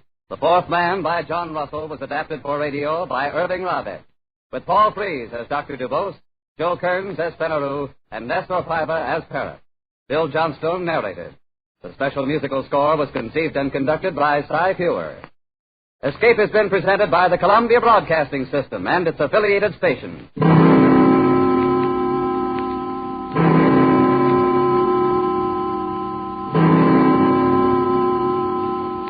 Be sure to be with us next Monday night when the Radio Theater returns to the air with Betty Davis and Glenn Ford starring in A Stolen Life.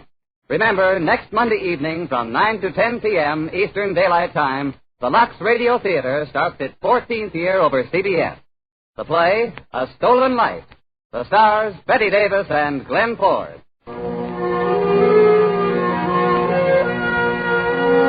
This is CBS, the Columbia Broadcasting System.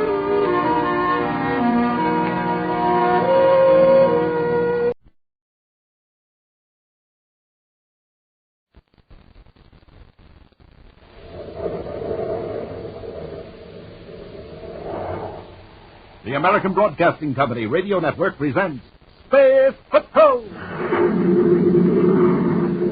High adventure in the wild, vast reaches of space. Missions of daring in the name of interplanetary justice. Travel into the future with Buzz Corey, Commander-in-Chief of the Space Patrol! In today's transcribed Space Patrol adventure, Buzz and Happy have been locked in a laboratory on the planet Venus. Outside the heavy door, the criminal mastermind Rolf Boger has shouted a weird threat. Commander, is Boger kidding us? Can he really throw a bottle of acid through that solid door? I don't know, but if he does, try to catch it. Keep it on the vibration field. There's the bottle that came right through the door. Smoking rockets, the lab is on fire! Hit that door, Hap. The fire's spreading, sir! If that door doesn't give pretty soon, then we're finished. We'll be back in a moment with the thrilling story, The Invisible Enemy. The United States has seen many changes in the past dozen years, all pointing to a still better way of living. Millions more Americans are working, earning more, saving more. More young people are going to high school and college. More of us are enjoying the luxuries of life, sports, radio, television, the theater, concerts. Church attendance and membership has climbed steadily upward, and, in addition to these material and spiritual changes, have come the miracles of jet propulsion, supersonic flight, antibiotics. The better you know America, the better the future looks. Write for the free booklet, The Future of America, Box 1776, Grand Central Station, New York, 17. Now today's Space Patrol adventure, The Invisible Enemy. Somewhere in the solar system there lurks a dangerous enemy. His name is Rolf Boger, and he holds control of an invention so revolutionary that the entire resources, enterprise, and courage of the Space Patrol are almost powerless to combat it. Commander Corey, in his first encounter with Boger and his criminal activities, succeeded in capturing Clayton Slake, Boger's accomplice and chief muscle man. As Buzz and Happy bring Slake aboard the Terra 5 at the Terra spaceport, the criminal smirks over his shoulder at the commander. Get in that compartment, Slake. Why the rush to take me to the Venus Rehabilitation Center? Are you afraid Boger might rescue me? Is that it? Yes. We know that Boger has an electronic device that enables him to walk through solid matter, through walls and buildings. Sure, Boger can go anywhere he wants. He can help himself to anything he chooses. Money, government secrets, or business, the Space Patrol. We're going to be sure he won't get used. Come on, Happy. Yes, sir. So long, boys. All right, Hap, up forward. Slake sure doesn't seem worried. No, that may be just a knack. Or he may be too ignorant to realize the limits of Boger's device. Just what are the limits? If he can walk through solid matter as though it wasn't there, well, he can do just about anything. Boger's motive is greed, I think. Sooner or later, he'll attempt something a machine can do, but Boger himself can't survive. Well, he'll destroy himself. Exactly. He might take innocent people along with him. Blast off, Hap. Well, we're cleared with space control, sir. We've got the green light for space lock number 3. Okay. Close ports. Close ports. Fire jet. Fire jet. Up, chipping away.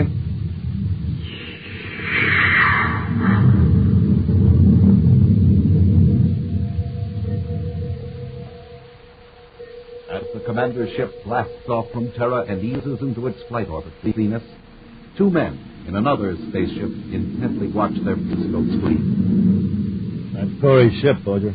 I guess I better get into my spacesuit. There is no hurry, Doc.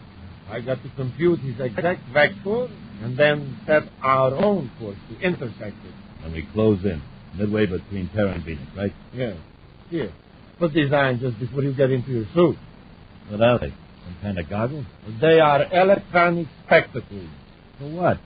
When we move in close to Corey's ship, all the matter in this ship will be vibrating at a very high frequency. Yeah, I know. That's what makes it invisible. Exactly. And ordinary matter will be invisible to us because it's on a lower spectrum, a lower plane.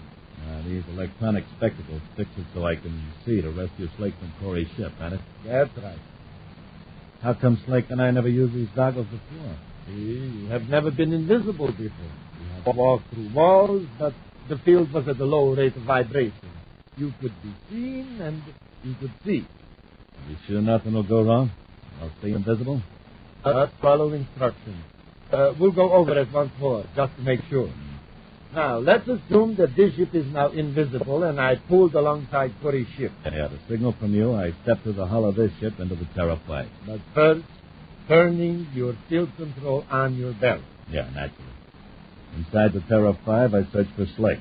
I give him the extra spacesuit I brought along, then we go after Corey. You got it. When you have finished, Corey, spaceophone me, then come back aboard. All right, Doc, put your electronic spectacles in place. I'm going to make this entire ship invisible. All set. There. The ultra-vibration field is on. Our ship is invisible, even to Corey's view.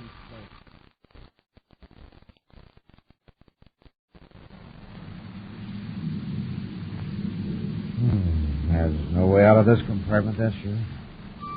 Hey, what's that? Something funny's going on. Where did you come from? The hull of the ship. Benson Brock. Yeah, it's me. But calm down.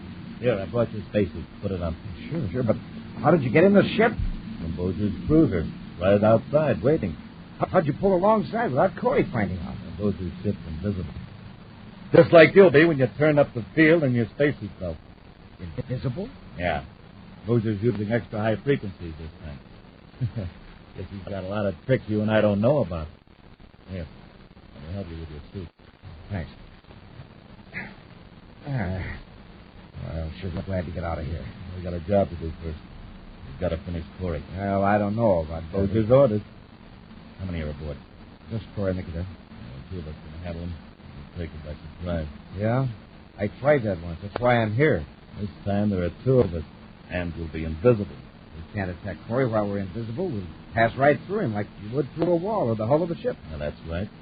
While we're invisible, we're as harmless as moonbeams. So we can sneak up on him. Then we cut off the field control. That makes us solid. Then we take care of him. That's thorough. Come on, finish with that spaceman. Oh, wait, I forgot your electronic goggles. That's it. These things. You'll need them to see with when you're invisible.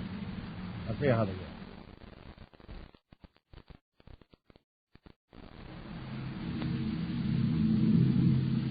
Well, Hap, we're past the halfway point to Venus, and no trouble yet. Are you expecting any? I've been on the alert for spaceships. I thought Boger might make an attempt to rescue Slate. Yeah, I think it's too big a risk for Boger to take. Anyhow, we can pick up another gorilla like Slate without any trouble. Hey, Commander, I've been thinking. Yes, sir. It'll be about 2 hours before we reach Venus, and by the time we hand over Slate to the rehabilitation camp, that'll be another half an hour. Oh, you're hungry, is that it? Me? Oh, no, not especially. But I thought I'd go back to the galley and get you something. Oh, good idea, Hank. Get 3 servings of 4 days. 3 servings? Yes, we've got a passenger aboard, you know. Oh, yeah, Slate. I forgot about him. Well, how about the 5H pills? No. And the crew eats, the prisoner eats, and the same kind of chow we do.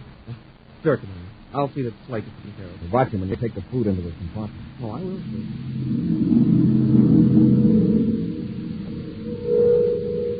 In the small galley amidships, Happy scans a row of buttons, then presses one marked 4J 3 times in succession. Within a few seconds, the concealed robot mechanism is releasing the electronically cooked foods on the tray. Happy is so fascinated in watching the process that he does not notice an even more remarkable occurrence in the galley. 2 figures in spacesuits suddenly materialize behind him. Each holds a ray gun. Get your hands up, cadet. Turn around. What? Not a yip out of you either, Buster. Slate, how did you get out of the compartment? And you, how did you get aboard? Go into that later. Where's the commander? Well, I'll tell you. He was in a hurry to get where we're going, and it was so nice out. Well, he decided to get out and walk. Listen, Shorty, get cute with me. I'll finish you right now. Now, let's have it. Where's Corey? He could be almost any place in the ship. Try the bowling alley on the lower deck. Give him one more chance, Space. Got it, Rock. Can't you see it's stalling? Corey's probably at the controls waiting for his lunch. If the cadet isn't up there pretty quick, Corey will come back here to investigate. Let's plug the comical cadet and go after Corey. Wait a minute. Cadet 3, the service for 3. Who's the extra lunch for? It was for you, Slate. And I punched the button with my own little hand. Now, aren't you ashamed? Now, listen, cadet. No more fooling. Take 2 trays and go up forward to the control box. Quietly. Now get this, cadet. Don't try to warn the commander. You'll be invisible and right behind. Invisible? Get up. Pick up those trays and get this.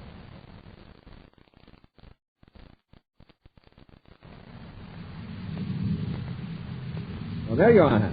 You're beginning to get a little worried. Here, I'll take one of those trays. Oh, yes, sir. That hot cocoa smells good. Have you fed Slate yet? No, not yet, sir. I think I'll give him his tray right now. Happy! What got into you? Why did you throw that tray of food? I thought they were right behind me. You thought what? Happy, what's the matter? They're gone. I aimed it right where their head should be, but they're gone. Who's gone? Slate and that other fellow. They were in their spacesuits, and suddenly they vanished. I was standing there in the galley, watching the food come out of the robo-server, and suddenly I seemed to hear a voice say... Put up your hands. And there's... Commander, look, it's Slate. That's right, my pal Brock has you covered, too. Yeah, heave the tray right through it. And you were here all the time. Right behind the cadet. But we're not hallucinations, Corey. We're real. And we're going to prove it to you. The hard way. We'll be back to Space Patrol in a moment. A big part of Christmas, especially a big part of our Christmas cards and packages, are Christmas seals. The seals that fight tuberculosis. TB strikes 1 American every 5 minutes. But progress in the fight against TB since the first Christmas seal was sold has met a saving of more than 7 million lives. The Christmas seals we use on our cards and packages help bring the greatest gift of all, the gift of good health, not only to our friends, but to everyone. This year, use the new double Christmas seals, one red, one green, the colors of Christmas. Answer your Christmas seal letter. If you haven't received yours yet, mail your contribution to your Tuberculosis Association. They'll see that you get your Christmas seal. Remember, your contribution is the important one. Thank you. Now back to our Space Patrol adventure, The Invisible Enemy. Buzz and Happy aboard the Terra 5 are transporting the criminal Clayton Slate to Venus. Undetected by the space patrollers, Rolf Boger maneuvered his own spaceship alongside the Terra 5, making it completely invisible by means of a special electronic field. The field also made it possible for Boger's accomplice, Benton Gruck, to step through the solid hulls of the ship and liberate Slate. Gruck and Slate suddenly materialized in the control cabin, taking Buzz and Happy completely by surprise. The two criminals, weapons in hand, are advancing on the space patrol. Just stand where you are, Corey. Slate and I figure out the easiest way to handle it. Who are you? And how did you get aboard? Not that the information is going to do you any good, but I'm Benton Gruck. I got aboard from the ship that's alongside yours. So Boger can make an entire spaceship invisible, even to viewscope rays, huh? That's right. It's going to be a big mystery what happened to you, Corey. Space Patrol will probably find your ship circling in space. And I wonder how I escaped and how... Wait a minute, Slate. Better check with Boger. Yeah, maybe we better. Gruck, the Boger. Come in. Boger here. Did you get Corey? And we're holding our ray guns on Corey and the cadet now. How do you want to finish him? Well, put them to sleep with the ray gun. Then smash their spacephone transmitter. And before you leave the Terra 5, open the outer airlock. And the air escape, well, that will take care of them. Okay, Boger. Hey, Corey, move away from those controls. I want you hitting them when you fall. Come on, move. All right, Gruck. I guess you win this one. What's the matter, Corey? A little weak in the knees, huh? My footstep, that's all. I probably stepped in front of that food Happy tossed He's around. scared, Gruck. The great Corey is scared. All right, have it your way. Hey, what's that? What's happening to the ship? Gruck, Slate, what is wrong over there? I can't see the Terra 5. Gruck, I'm blacking out. I don't know what's happening, Corey, but I'm gonna get... Grab Slate, Happy. Gruck's folded. Yes, sir. Slate's blacked out too, Commander. Ease him under the deck. I guess you must have hit the star drive control with your elbow when you slipped. Yes, that's all. A lucky accident. Hey, you did it on purpose. Hey, imagine knowing those controls so well you can work them with your back turned and make it look like an accident. Now that we're in hyperspace, Boger can't find us. Yeah, we've got two of his men. Get those spacesuits off of them before they revive. I don't want to have to search this ship for invisible men. Yes, sir.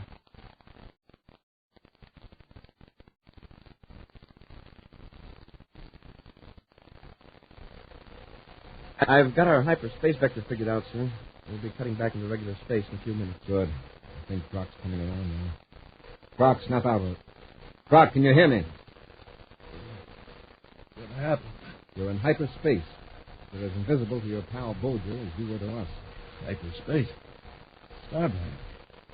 We got away from Boger by kicking into Stardrive. Where's Slate? He's locked up back out. Yeah. Instead of losing a cook, now we've got two. And we're going to have three, Gruck. They're going to help us. Where's Boger's hideout? I don't know. Don't give me that. If you've got the idea that Boger can rescue you, just forget it. Where's his hideout? Probably got several. I found this map in your pocket. A chart of a section of Venus. Now, what does this mark here indicate? I don't know. You're carrying around a map of a desolate section of Venus and you don't know what it is? Well, maybe I'm going prospecting someday. Well, I'm going to jump the claim.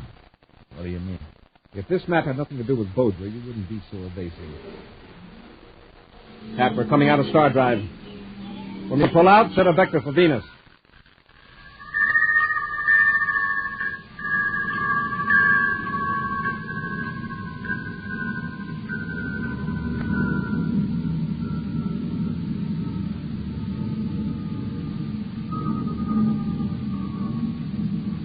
At an altitude of several miles, Buzz scans the surface of the planet Venus, as projected on the viewscope screen. while Happy keeps an eye on Benton Rock. There's a structure down there between two rows of hills, but no sign of any activity. How does it check with the mark on Brock's chart? It pinpoints it exactly. Brock, have you changed your mind about talking? What is that building down there? You're smart, Corey. You figure it out. I have. Bolger knows that even if you don't willingly tell me what you know about him, I can get it with a brainogram. His first thought will be to rush to the most important hideout that you do know about. Yeah? Why? To wait for you to arrest him? No. No, to destroy evidence and to pick up valuable equipment or money that he has hidden. That's it, isn't it? No, you're way off. Way off. We'll see. Happy locked Rock up in another compartment. I'll land the ship and we'll search that building.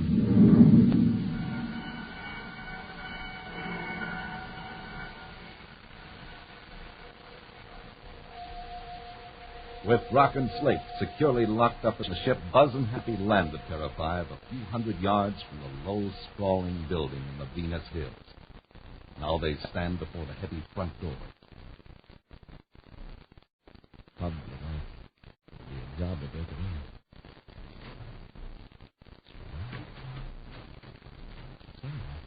Bolger must feel that isolation is all the protection he needs out here. It is Bolger.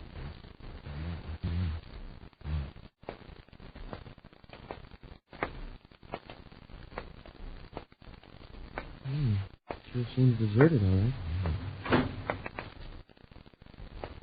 Someone's in the next room, isn't there? Have your radio ready. I'm moving in fast. Yes, sir. It's empty. What a bunch of filing cabinets. Something was here. Through that other door. Come on.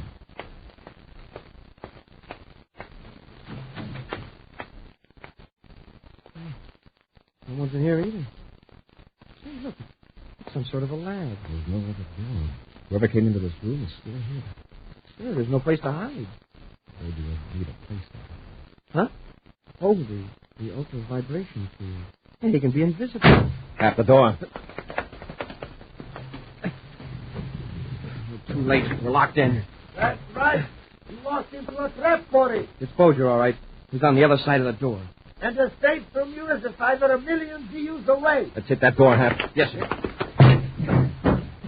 Listen to me, Corey. You are wasting your time. You can't break out of that lab. This door has to be sometime. Yes, but you won't live that long. What do you mean? I have a bottle of acid in my hand. When I turn on the vibration field, I can hurl the bottle right through the wall into that room. Oh, tricks, huh? Yes, it's an amazing trick. Inside the room, the bottle will leave the vibration field and become solid again. It will crash and break. And then what? Just wait and see, Corey. Wait and see. He cut on the field. Is Bolger kidding us? Can he really throw a bottle through a solid? I don't know, but if he does, try to catch it. There's the bottle. It came right through the door. Right through the door. Smoke and rockets. The lab's on fire. Quick, Hap. You gotta break down that door. You hit the door, Hap. The fire's spreading, sir. If the door doesn't get pretty soon, we're finished.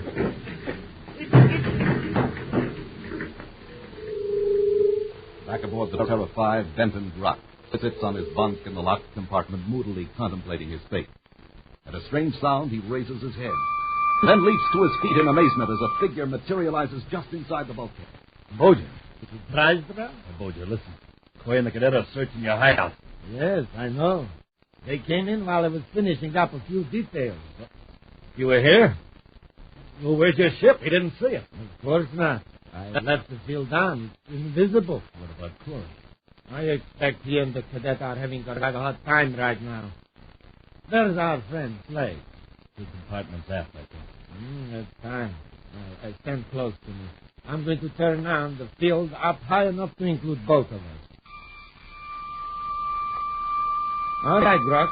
Through the bulkhead. We'll release Slate, and then we get to my ship.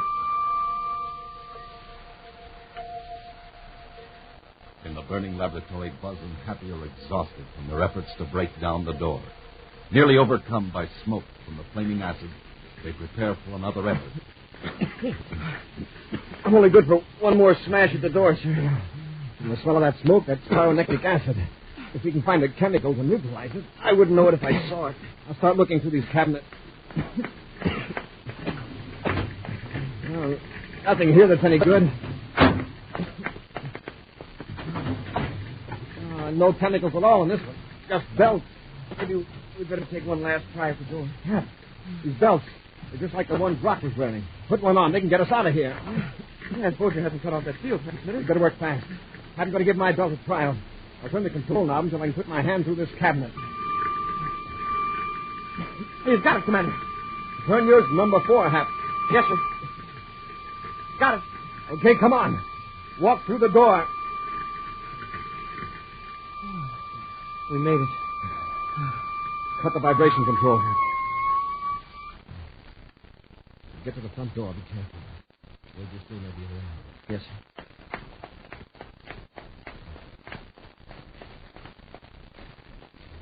Okay, Hap. Hold it.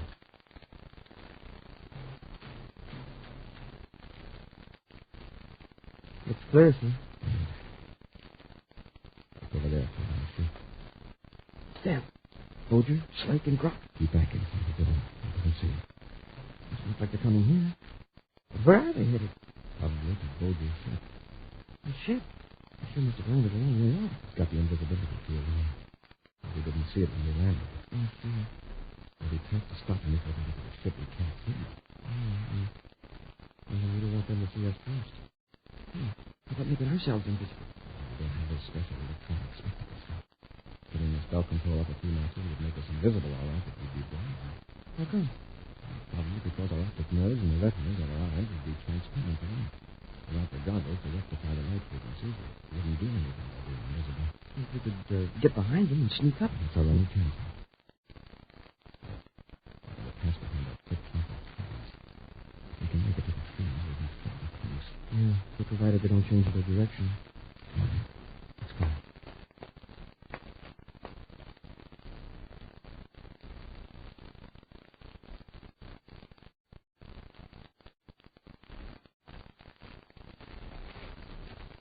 How far is it to the ship, Woodger? Oh, less than 100 yards.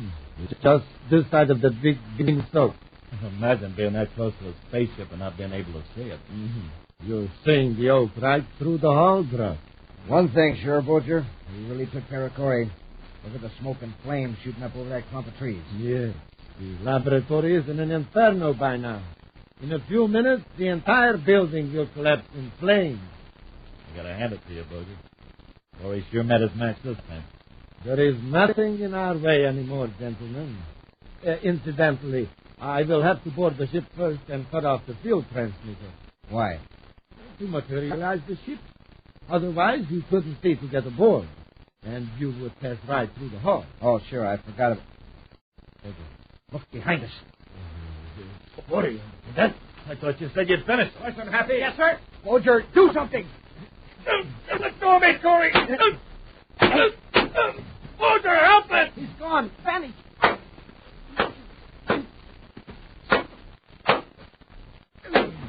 Hey, I'm through. All right, get a hurry to let you off. If Bolger hadn't run out on us. Maybe he didn't run. Maybe he shut up, Doc.